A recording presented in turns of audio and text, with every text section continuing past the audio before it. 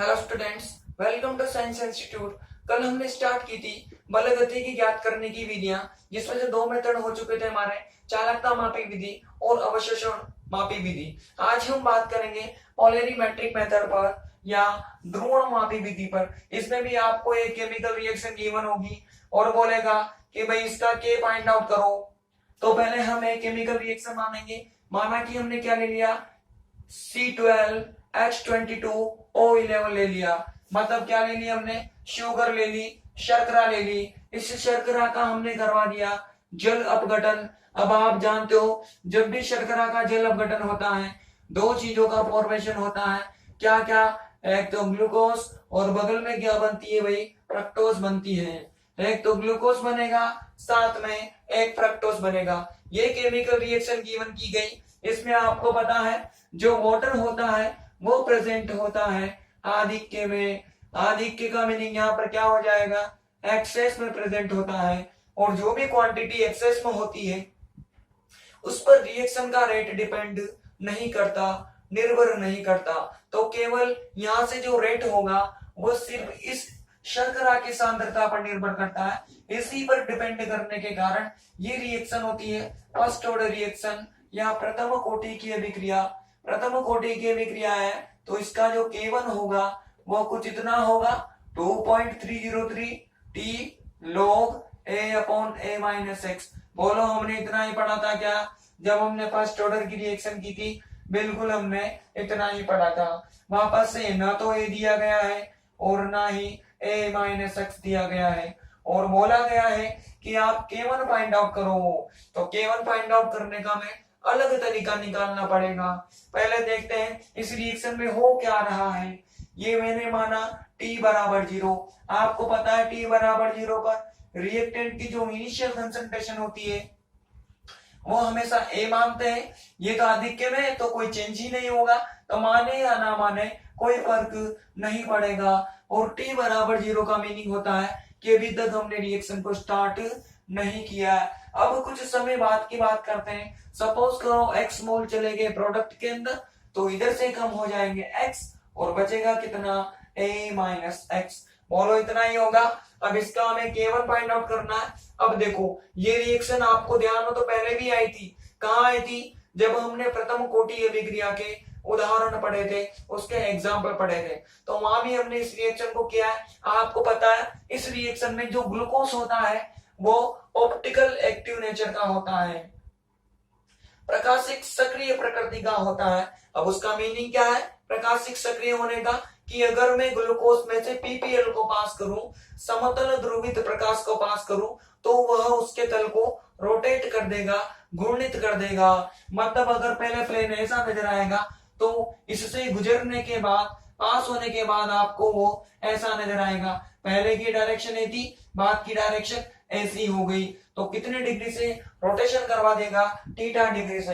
अब वो लेफ्ट में भी करवा सकता है और राइट में भी करवा सकता है, लेकिन वो रोटेशन जरूर करवाएगा।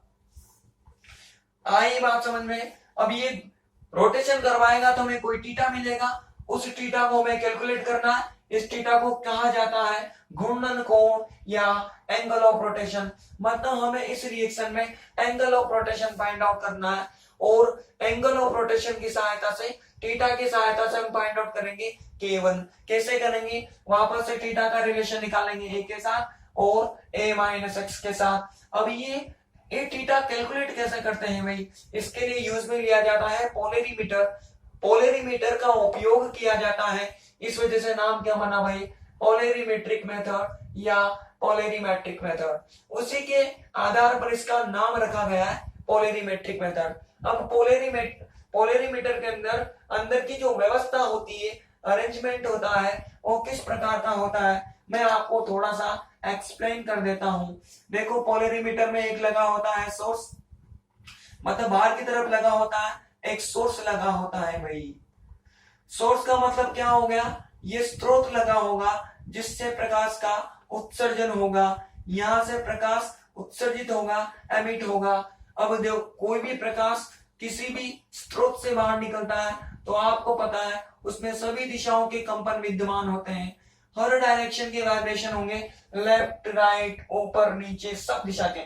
ये वाला भी होगा, ये वाला भी होगा, ये भी, ये भी, ये भी, ये भी, मतलब हर पॉसिबल डायरेक्शन में वाइब्रेशन होगा। पहले इसको हमें प्योर करना पड़ेगा। प्योर करने के लिए कहां से पास करना पड़ेगा? इसको स्लिट से पास करना पड़ेगा।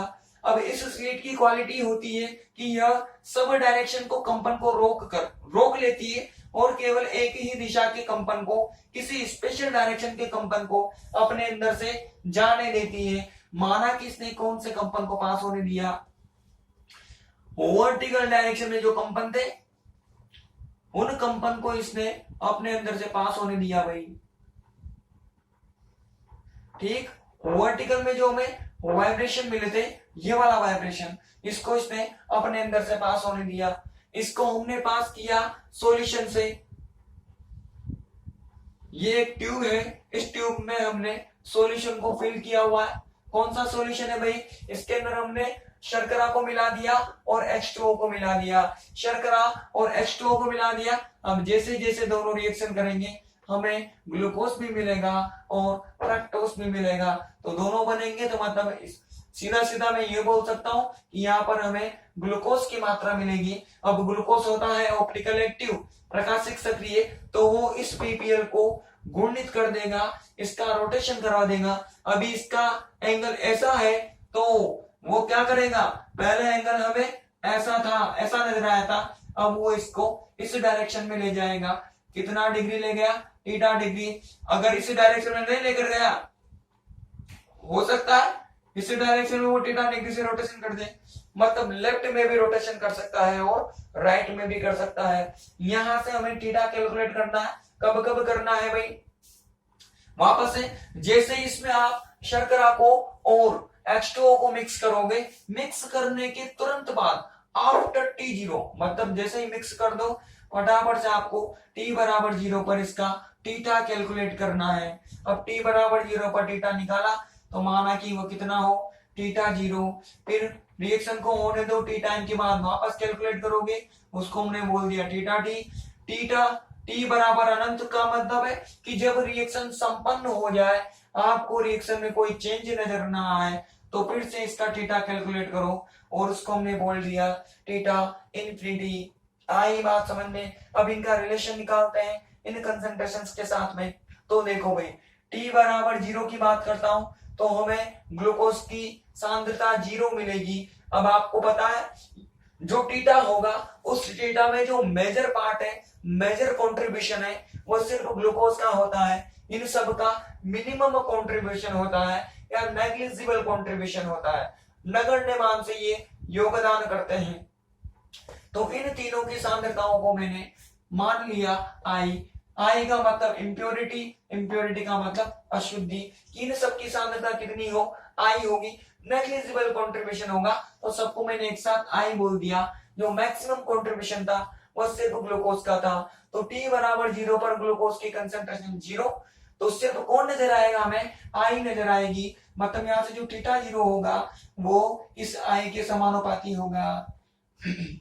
अगर हम T बराबर T टाइम की बात करते हैं तो ये बढ़कर हो गया X और साथ में क्या होगी? इम्प्योरिटी होगी, मतलब X प्लस आ जाएगा। उसके बाद में थीटा बराबर अनंत का मीनिंग क्या है? रिएक्शन संपन्न हो जाएगी तो ये जो रिएक्टेंट है ये डिक्रीज होकर ऑलमोस्ट 0 और ये इंक्रीज होकर ऑलमोस्ट A हो जाएगा। ऐसा ही होता है, जितना भी रिएक्टेंट है सारा का सारा किसके अंदर कन्वर्ट होगा? प्रोडक्ट में कन्वर्ट होगा, उत्पाद में परिवर्तित हो जाएगा। तो लगभग कितना हो जाएगा? T बराबर अनंत पर जब रिएक्शन कंप्लीट हो जाएगी A हो जाएगा और साथ में इंप्योरिटी तो हमें हर समय मिलेगी, हर कंडीशन में मिलेगी। बोलो ऐसा ही होगा क्या? रिलेशन निकाल लिया हमने, निकाल लिया हमने रिलेशन। अब क्या करना है भाई? A की और A माइनस एक्स की वैल्यू निकालनी है। तो हमने क्या किया? थीटा 0 में से माइनस कर दिया थीटा इनफिनिटी को, या उल्टा कर दो। उल्टा क्यों किया हमने? देखो भाई, स्टार्टिंग में इसकी अमाउंट कम है, अमाउंट कम होने से थीटा 0 भी कम मिलेगा, कंट्रीब्यूशन भी कम होगा। लास्ट में ये बढ़कर मैक्सिमम हो जाएगा तो कंट्रीब्यूशन भी मैक्सिमम हो जाएगा। यहां से थीटा इनफिनिटी ज्यादा होगा, ये अनंत ज्यादा होगा। तो हमें क्या करना है? बिगर में से स्मॉलर को माइनस करना है, इन्फिनिटी में से स्मॉलर को माइनस कर दो। किसको माइनस कर दो? 0 को कर दो भाई। इसमें से इसको माइनस करोगे तो ऐसे ए गया तो ए आया, यहाँ पर 1 और ये हो गई 2। इसी के साथ आप टी में से भी माइनस कर दो, थीटा 0। टी में से थीटा 0 माइनस करोगे तो ये आई से आई कैंसिल हो गया। कैंसिल होने के बाद में क्या आया भाई? सिर्फ आपको x मिलेगा। बोलो मिला? ये हो गई इक्वेशन नंबर 2। हमें a मिल गया, हमें a माइनस एक्स भी चाहिए, तो इस वाली इक्वेशन में से इसको माइनस कर दो तो आपका काम हो जाएगा।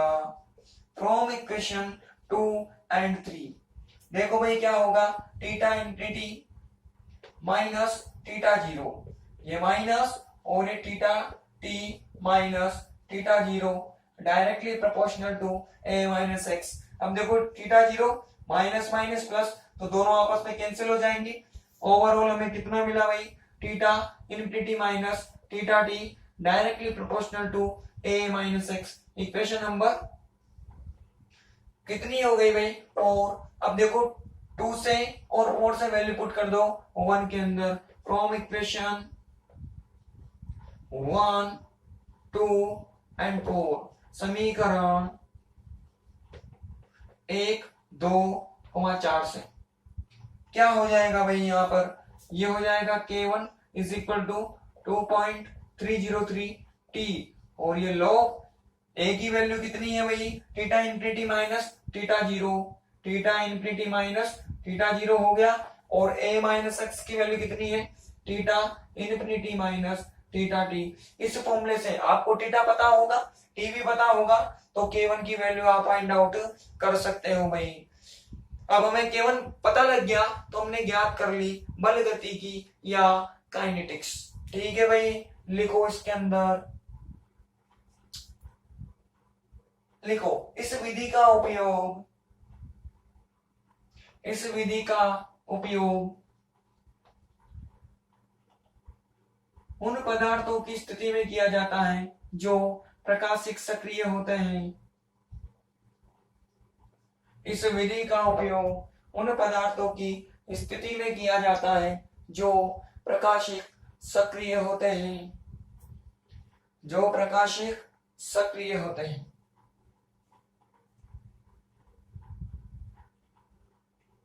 अगली लाइन से लिखो, माना कि कोई प्रथम कोटि की अभिक्रिया निम्न प्रकार से संपन्न हो रही है। माना कि कोई प्रथम कोटि की अभिक्रिया निम्न प्रकार से संपन्न हो रही है, संपन्न हो रही है।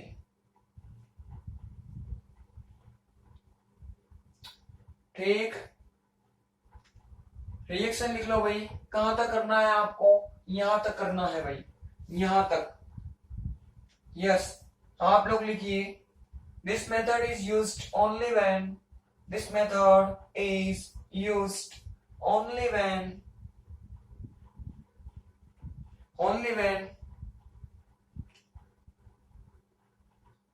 reactants or products,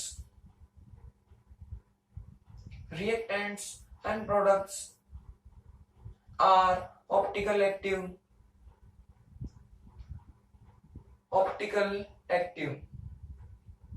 next answer लिखो, suppose any first order reaction is completing in following way,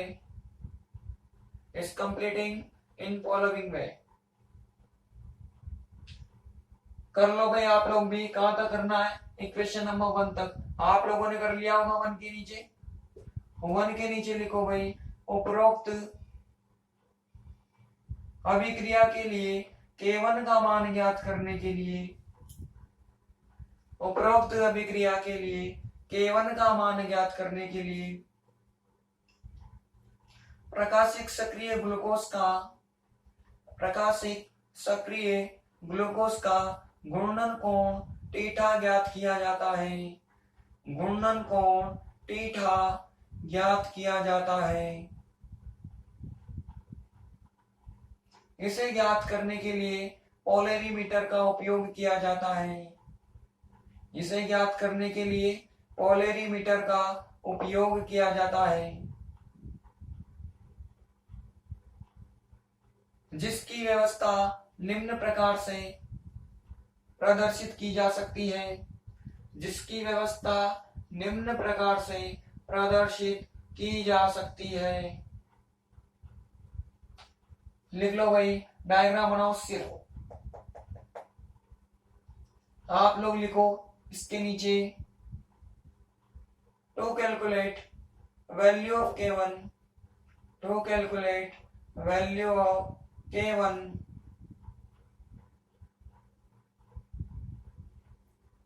angle of rotation of optical active glucose, angle of rotation of optical active glucose is measured, it is measured by polarimeter, it is measured by polarimeter, whose arrangement can be represented as following way, can be represented as following way। आप लोग भी diagram बना लीजिए भाई। Diagram के नीचे लिखो,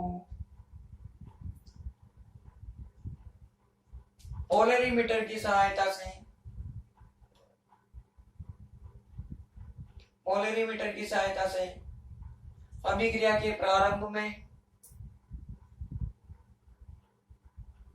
तथा कुछ समय पश्चात, ब्रैकेट में लिखिए टी टाइम या टी समय, कुछ समय पश्चात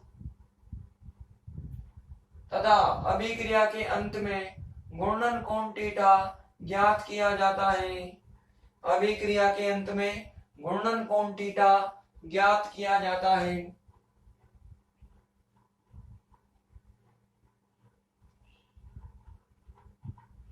माना कि यह क्रमशः थीटा 0, थीटा टी तथा थीटा अनंत है। माना कि यह क्रमशः थीटा 0, थीटा टी, थीटा अनंत है। तब यहां से लेकर के यहां तक कंप्लीट कर लो भाई। आप लोगों ने डायग्राम बना लिया होगा। लिखो, by above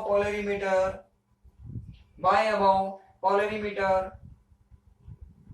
angle of rotation at starting of reaction, angle of rotation at starting of reaction,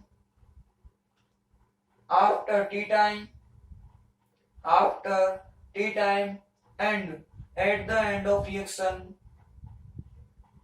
at the end of reaction is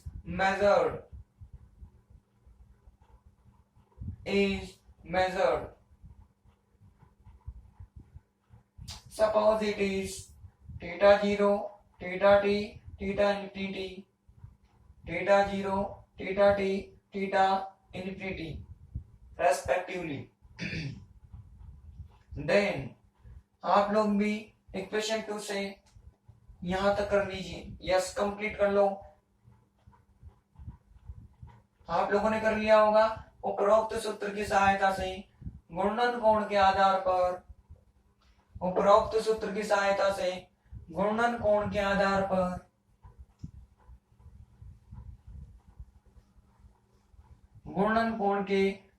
पर K1 का मान ज्ञात किया जा सकता है। K1 का मान ज्ञात किया जा सकता है।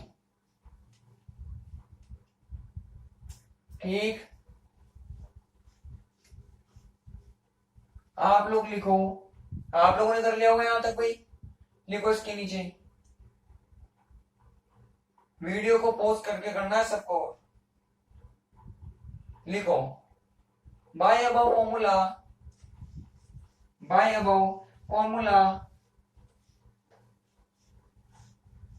on the basis of angle of rotation, on the basis of angle of rotation, value of K1 is calculated. Value of K1 is calculated.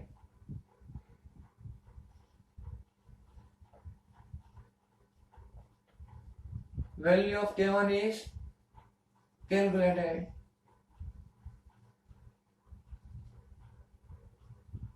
ठीक, नेक्स्ट मेथड है हमारा विभवमापी विधि या पोटेंशियोमेट्रिक मेथड। अब देखो इस मेथड के नाम से पता चल रहा है इसमें जो भी अभिक्रिया में गिवन होगी उसका हमें वापस से रेट कांस्टेंट फाइंड आउट करना है। लेकिन फाइंड आउट करने के लिए किसका यूज करना है भाई?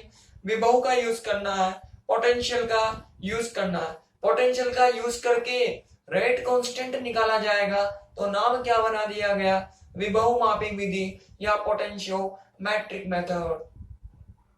ठीक, देखो भाई वापस से हमें एक रिएक्शन गिवन होगी, उसके लिए बोला जाएगा कि आप रेट कांस्टेंट फाइंड आउट करो जिस भी कोटि की वो रिएक्शन होगी। तो हमने रिएक्शन मान ली, ये होगी वही रिएक्शन। हमने फिनोल को रिएक्ट करवाया, ये हो गया फिनोल। इस फिनोल की रिएक्शन करवाई हमने ब्रोमीन जल के साथ में या ब्रोमीन वाटर से इसकी रिएक्शन करवाई। किसकी प्रेजेंट में करवाई भाई? हमने ब्रोमीन माइनस आयनों की उपस्थिति में। जो ब्रोमीन माइनस आयन थे वो थे हमारे पास एक्सेस में, आधिक्य में लिए। ब्रोमीन जो आयन है वो है आधिक्य में, मतलब एक्सेस में। इनकी उपस्थिति में हमने अभिक्रिया करवाई। तो यहां से हमें मिलेगा क्या?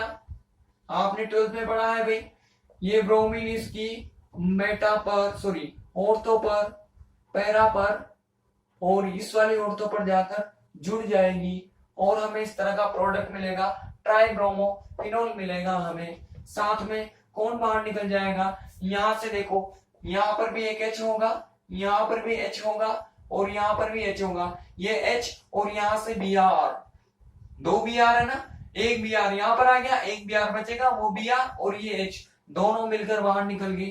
तो यहां से HBr बाहर में निकलेगा। एक HBr यहां से, एक यहां से और एक यहां से। तो टोटल नंबर में कितने हो जाएंगे भाई? 3 HBr बाहर निकल जाएंगे। आई बात समझ में? ये एक हमें रिएक्शन गिवन की गई कि आपने फिनोल की रिएक्शन करवाई ब्रोमीन जल से ब्रोमाइड आयनों की प्रेजेंस में, तो आपको ट्राइब्रोमोफिनोल मिला, साथ में 3 HBr मिला। अब वापस से इस रिएक्शन के लिए अगर T बराबर 0 की बात करते हैं तो ये कितना होगा? अब देखो इस रिएक्शन में खास बात क्या है, देखो खास बात क्या है भाई इसके अंदर। इसमें देखो जो फिनोल होगा और जो ब्रोमीन होगा, अब ब्रोमीन इतना ज्यादा होता है, या फिर मैं ऐसे बोल दूं, उल्टा बोल दूं मैं, ये एक्सेस में था, लेकिन देखो ये जो फिनोल है, ये जो ब्रोमीन है, ये इतना ज्यादा प्रेजेंट होता है कि ये एक्सेस में होते हुए भी लोअर अमाउंट में हो जाता है। बात समझ में आ रही है नहीं आ रही? ये फिनोल और ये ब्रोमीन वाटर ये दोनों फिनोल इतना अधिक अमाउंट में प्रेजेंट होता है। ये जो ब्रोमीन आयन है वो एक्सेस में होते हुए भी मिनिमम अमाउंट में हो जाते हैं इन दोनों के कंपेयर में। तो यहां से मैं ऐसा कह सकता हूं कि ये भी एक्सेस में हो गया, ये भी एक्सेस में हो गया। ये ब्रोमीन है तो ये ब्रोमीन है, तो इसका जो रेट होगा वो सिर्फ किस पर डिपेंड करेगा? ब्रोमीन आयन की कंसंट्रेशन पर डिपेंड करेगा। ये भी गया एक्सेस में हो गया, इसके कंपेयर में एक्सेस में हो गया, आधिक्य में हो गया।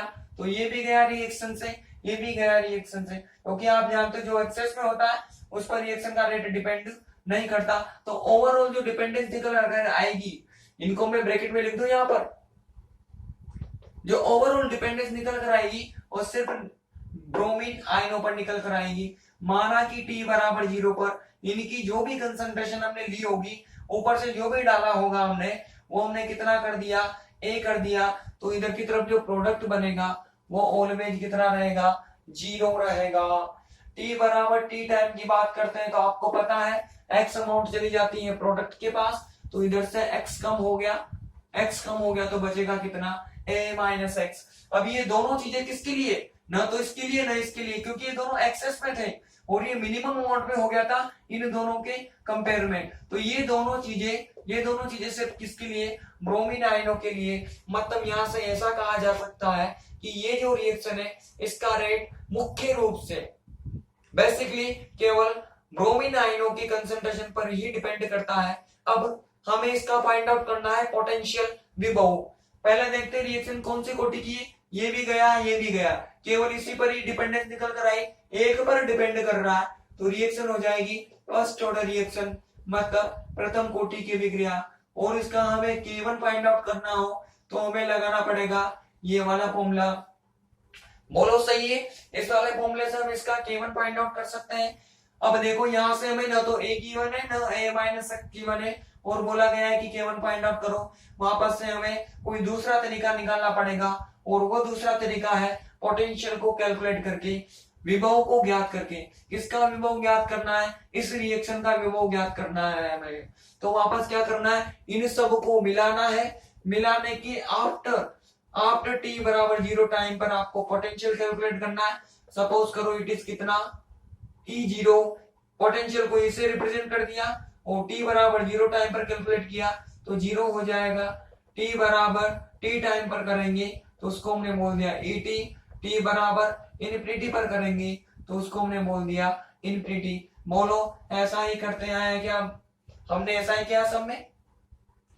अब देखते हैं भाई कि इस पोटेंशियल में जो मेन कंट्रीब्यूशन है वो किसका है। अब देखो कोई भी विभव होता है ना, वो सिर्फ प्राप्त होता है आयनों की सांद्रता के कारण। अगर वहां पर आयंस प्रेजेंट है तो आपको पोटेंशियल मिलेगा, विभव मिलेगा। अब यहाँ पर आयनों की फॉर्म में कौन प्रेजेंट है, केवल ये ब्रोमीन आयन है, यही है, और ये इनके कंपेयर में कम है। ये भी एक्सेस में हो गया था और ये भी एक्सेस में हो गया था इसके कंपेयर में। तो यहाँ पर मिनिमम अमाउंट में कौन मिला, ब्रोमीन आयन मिला। और विभव सिर्फ डिपेंड करता भी किस पर है, ब्रोमीन आयनों पर ही डिपेंड करता है। जहां से आयन बनाने का काम सिर्फ किसका है, इस ब्रोमीन आयन का है। तो यही हमें आयन के फॉर्म में मिला, आयन के रूप में मिला। तो जो विभव होगा वो सारा का सारा केवल इसकी सांद्रता पर ही निर्भर करता है। मतलब मैं यहाँ से ऐसा कह सकता हूं कि यहाँ पर इंप्योरिटी उपस्थित होती ही नहीं है। जो विभव होता है वो इंप्योरिटी पर डिपेंड नहीं करता, अशुद्धियों पर निर्भर नहीं करता, तो हम उनको नहीं लिखेंगे, उनको बिल्कुल ही हटा देंगे। बात समझ आ रही है। विभव सिर्फ मिलता है आयनों के कारण, और आयनों के रूप में ब्रोमीन नजर आई, और ब्रोमीन है और वो भी मिनिमम अमाउंट में, तो रेट भी इसी पर डिपेंड करेगा। तो विभव होगा वो भी सिर्फ हमें इसी के कारण मिलेगा, क्योंकि बाकी और तो आयनों में है ही नहीं। तो विभव में जो सारा का सारा कंट्रीब्यूशन होगा, योगदान होगा, वो सिर्फ इन ब्रोमीनों का होता है। तो ब्रोमीन t बराबर 0 पर A मिला, तो जो E0 होगा वो समानुपाती होगा A के। t टाइम की बात की तो ये घटकर डिक्रीज होकर कितना हो गया, A माइनस एक्स। तो यहां से ये कितना हो जाएगा, A माइनस एक्स हो जाएगा। अब हमें A चाहिए और A माइनस एक्स चाहिए, तो हमें इसकी जरूरत पड़ेगी क्या, हम कैलकुलेट ही हो गया हमारा तो काम। ये लो ये मिल गया और ये मिल गया, हमारा तो काम हो गया। तो यहां से लिख दिया हमने E0 directly proportional to A and ET directly proportional to A minus x.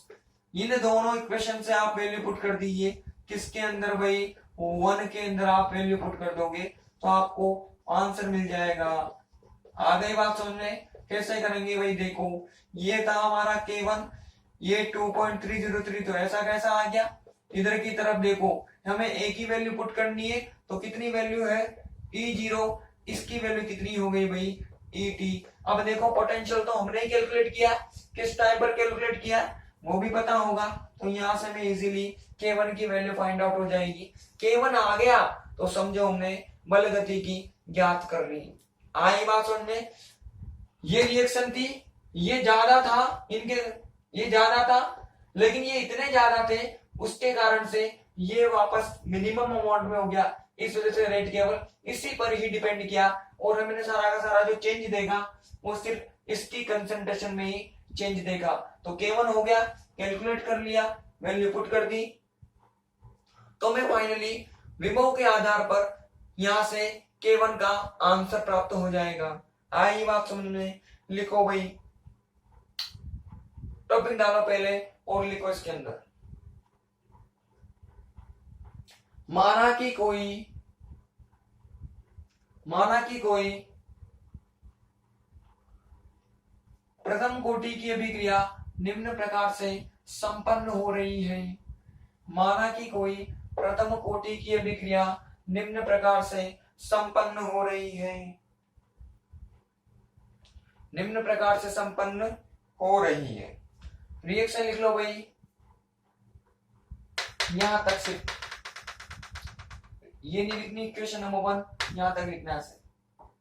आप लोग लिखो, suppose any first order reaction is taking place in following way, taking place in following way। आप लोग भी कर लो, आपने कर लिया होगा, वीडियो पॉज करके करना है, पता आपको। लिखो इसके नीचे, उपरोक्त अभिक्रिया में या उपरोक्त अभिक्रिया का वेग केवल ब्रोमीन आयनों की सांद्रता पर निर्भर करता है, ब्रोमीन आयनों की सांद्रता पर निर्भर करता है।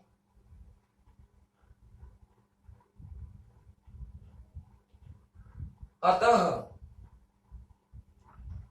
इक्वेशन नंबर 1 लिख लो भाई, आपने भी कर लिया होगा, लिखो इसके नीचे, rate of above reaction depends only concentration of bromine ions, concentration of bromine ions। then equation number 1 करो, 1 के नीचे लिखो टू कैलकुलेट, या पहले हिंदी वाले लिख लो, K1 का मान ज्ञात करने के लिए, K1 का मान ज्ञात करने के लिए उपरोक्त अभिक्रिया का विभव ज्ञात किया जाता है, उपरोक्त अभिक्रिया का विभव ज्ञात किया जाता है। इस अभिक्रिया का विभव केवल ब्रोमीन आयनों की सांद्रता पर निर्भर करता है, इस अभिक्रिया का विभव केवल ब्रोमीन आयनों की सांद्रता पर निर्भर करता है।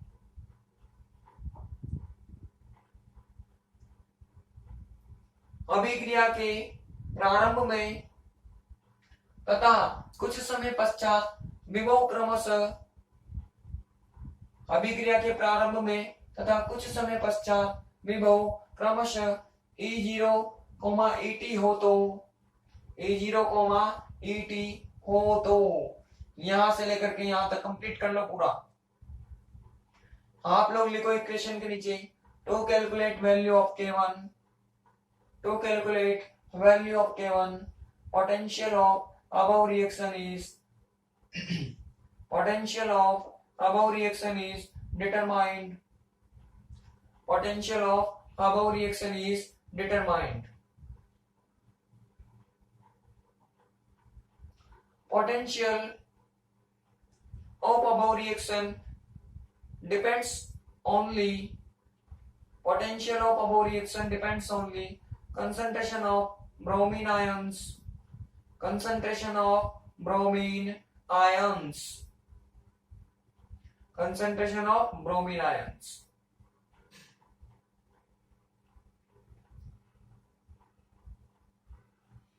At the start of reaction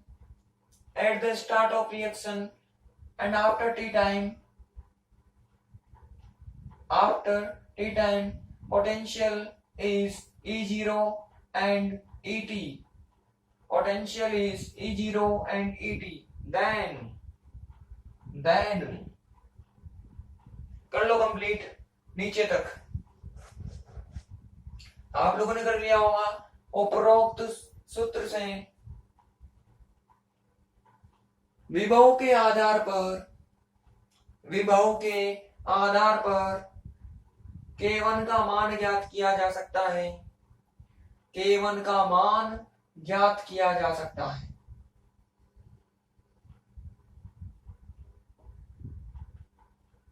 आप भी लिख लो, by above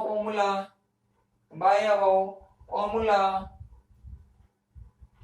on the basis of potential on the basis of potential value of K1 is calculated, value of K1 is calculated. ठीक है, इसी के साथ अभिक्रिया की बलगति की ज्ञात करने की विधियां खत्म हुई। टोटल 4 मेथड थे, हमने चारों 1 बाय 1 स्टडी कर लिए भाई। कल मिलते हैं नई चीज के साथ में। कल हम स्टार्ट करेंगे आरएनएस थ्योरी, आरएनएस का सिद्धांत, बहुत इंपॉर्टेंट है, हर बार लगभग पेपर में क्वेश्चन आता है इससे। और इसी के साथ हम देखेंगे एवरेज लाइफ पीरियड, औसत आयु काल क्या होता है, ये सब चीजें हम करेंगे अगले लेक्चर में। इसमें कोई भी दिक्कत हो तो आप हमें कमेंट कर सकते हैं भाई।